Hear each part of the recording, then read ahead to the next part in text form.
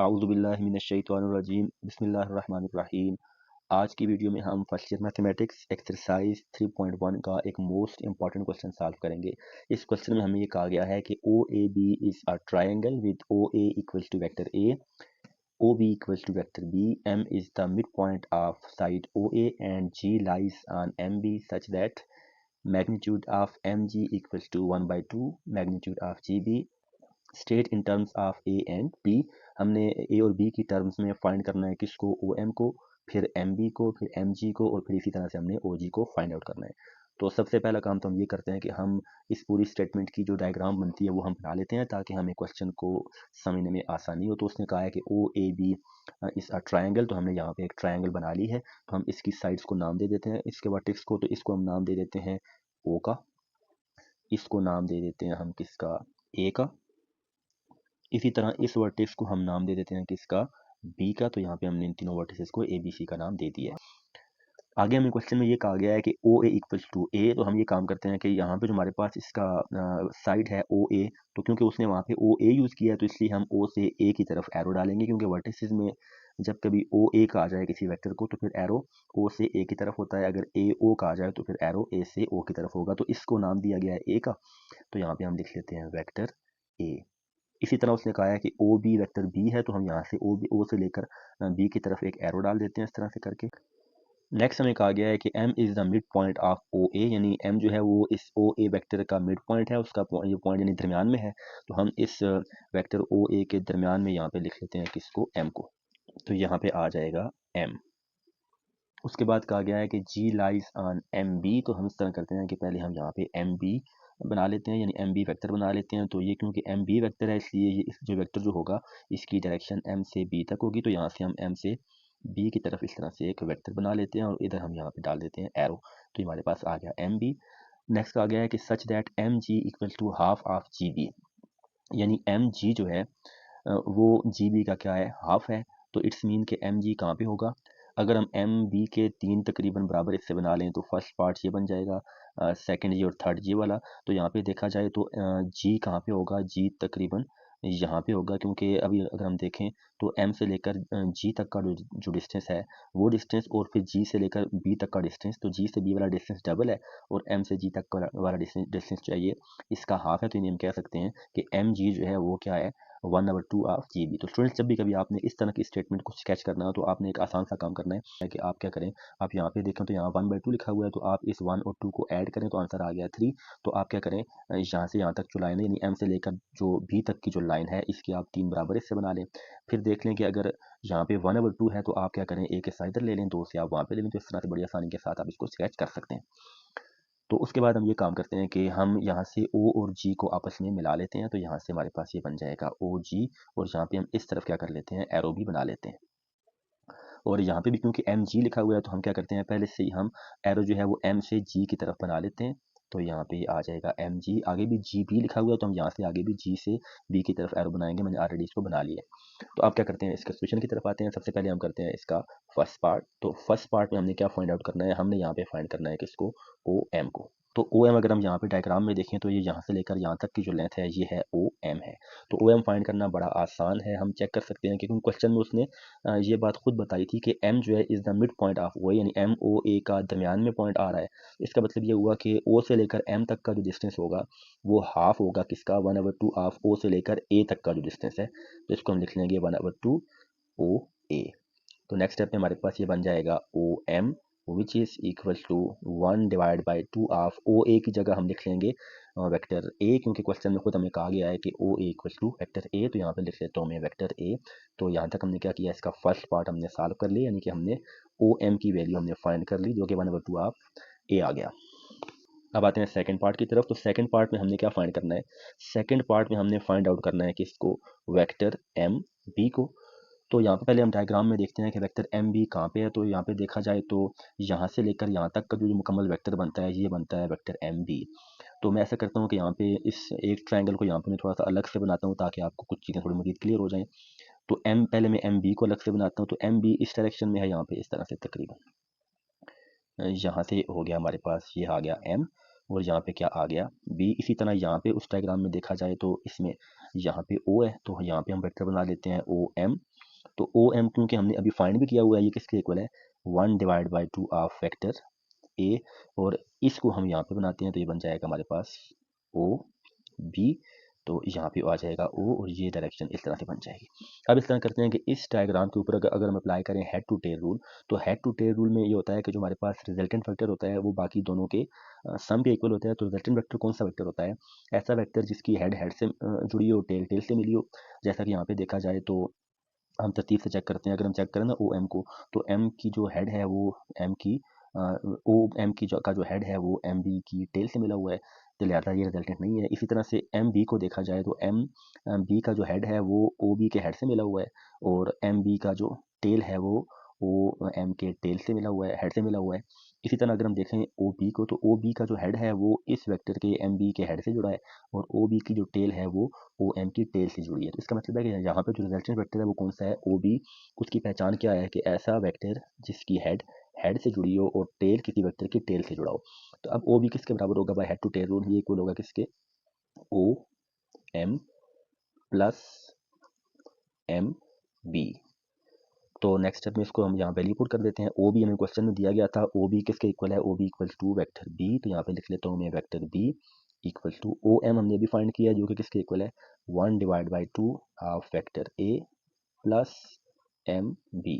तो यहाँ से हम एम बी को अलग कर लेंगे, तो जब एम बी को अलग करेंगे तो 1/2 को हम शिफ्ट करते हैं इस तरफ, तो जब दोनों तरफ 1/2 माइनस करेंगे तो इस तरफ आके पे लेफ्ट साइड पे 1/2 माइनस हो जाएगा।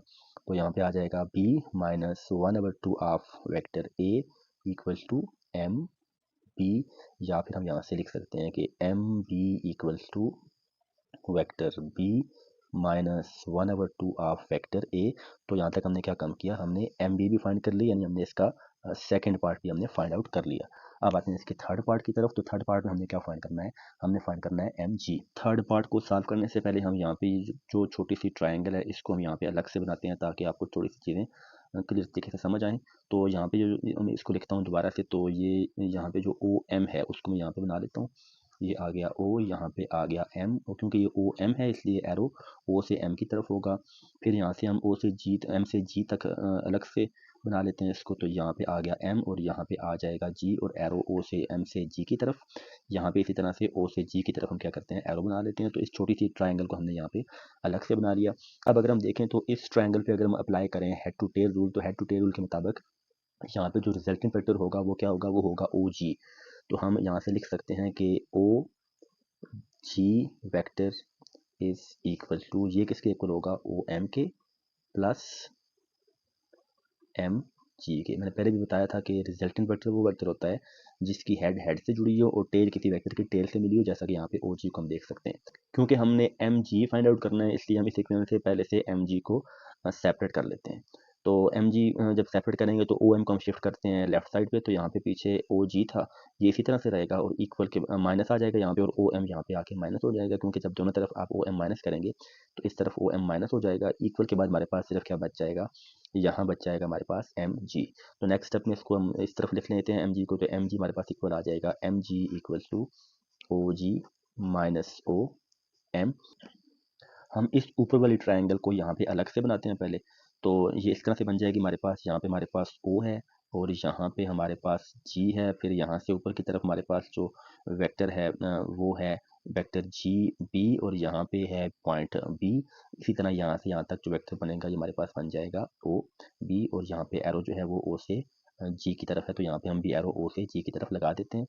तो अगर हम इस पे रिजल्टेंट इस पे अगर हम अप्लाई करें हेड टू टेल रूल, तो हेड टू टेल रूल के मुताबिक यहाँ पे जो रिजल्टेंट वेक्टर आएगा वो कौन सा वाला आएगा, वो आएगा ओ बी, और ओ बी किसके इक्वल होगा, O B equal to O G और फिर प्लस जी बी। क्योंकि हमने यहाँ पे ओ जी की वैल्यू निकालनी है इसलिए हम जी बी को इस तरफ शिफ्ट कर देते हैं, तो यहाँ पे हमारे पास आ जाएगा vector O B, G B इस तरफ आके माइनस हो जाएगा, minus vector G B equal to O G. तो हम यहाँ क्या करते हैं कि ओ जी की जगह हम लिख लेते हैं O B minus G B, तो यहाँ पे हमारे पास आ जाएगा vector O B minus G B, और माइनस के बाद यहाँ पे ओ एम अपनी जगह पे। अब क्योंकि क्वेश्चन में स्टार्ट में हमें बता दिया गया था कि ओ बी किसके इक्वल है, बी के इक्वल है, इसलिए हम यहाँ पे वेक्टर ओ बी की जगह क्या लिख लेते हैं, इसकी जगह हम लिख लेते हैं वेक्टर बी माइनस और जीबी की वैल्यू पुट करने के लिए हम यूज़ करेंगे इस कंडीशन को, जहाँ पे उसने हमें बताया था कि एम जी किसके इक्वल है 1/2 जीबी।